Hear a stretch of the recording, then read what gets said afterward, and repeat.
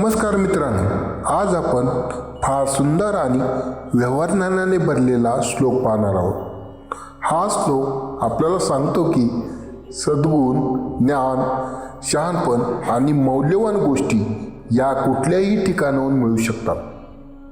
त्या मिळाल्या तर त्यांना नाकारू नका, कारण सोने हे सोनेच असते, ते चिखलात सापडो वा राजवाड्यात। तर या श्लोकाचा आपण खोलवर जाऊन अभ्यास करणार आहे। तर या श्लोकामध्ये चाणक्य म्हणतात की विषातही अमृत मिळाले तर ते ग्राह्य आहे। विष म्हणजे काय, हे नाश करणारी गोष्ट असते, पण त्यातून अमृत म्हणजे जीवन देणारी गोष्ट मिळाली तर आपण ती स्वीकारला पाहिजे। कारण अगदी वाईट परिस्थितीतही काहीतरी चांगले मिळू शकते। बिकट काळातही काही अनुभव तुमच्या आयुष्यासाठी अमृत ठरू शकतात आणि नकारात्मक गोष्टीतूनही सकारात्मक धडा घ्यावा। आपल्या जीवनामधील एक उदाहरण आहे। एखादी अपयशाची घटना खूप वेदना देते, पण त्यातून मिळणारा अनुभव हा अमृतासारखा असतो।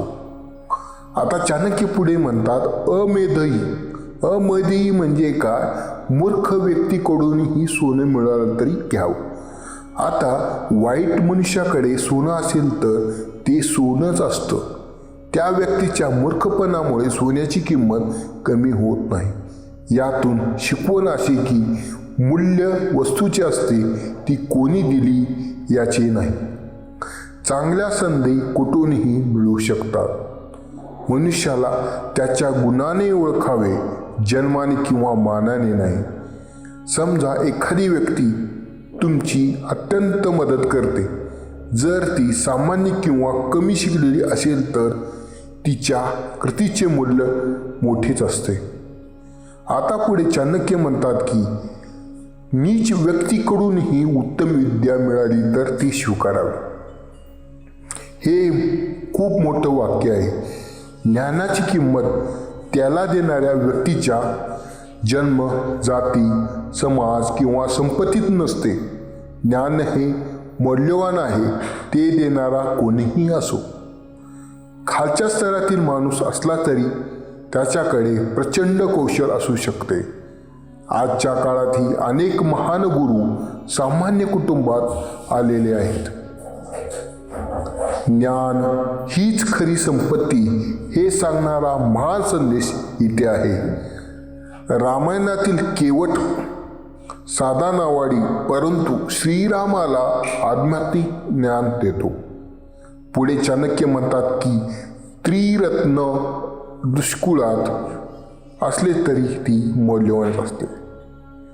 दुष्कुळ म्हणजे कमी मानाने किंवा गरीब घराणे, पण त्या घरात स्त्री जरी सद्गुणी असेल ती रत्नासारखी अनमोल आहे। याचा अर्थ असा की स्त्रीचे मूल्य तिच्या घराण्यात नसून तिच्या गुणामध्ये आहे। चांगुलपणा, प्रेम, कर्तव्य, संस्कार हेच खरी रत्ने आहेत। उच्च किंवा नीच घराणे यावर व्यक्तीचे मूल्य ठरत नाही। हेच वचन समाजातील भेदभाव मोडून काढणारा संदेश देतो। या श्लोकामध्ये आपण 4 धडे देतो। 1. वाईट परिस्थितीतही चांगले शोधा। 2. मूल्यवान वस्तू कुठेही मिळू शकते।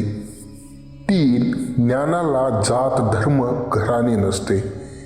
4. सद्गुणी व्यक्ती, स्त्री असो किंवा पुरुष, ते जन्माने नाही तर गुणांनी महान असतात। तर तुम्हाला हा श्लोक आवडला असेल तर व्हिडिओला लाईक करा, शेअर करा आणि चॅनलला सबस्क्राईब करा। आणि असेच आध्यात्मिक श्लोक आणि त्यांचे अर्थ तुम्हाला पाहिजे असतील तर आमच्या चॅनलला जोडा।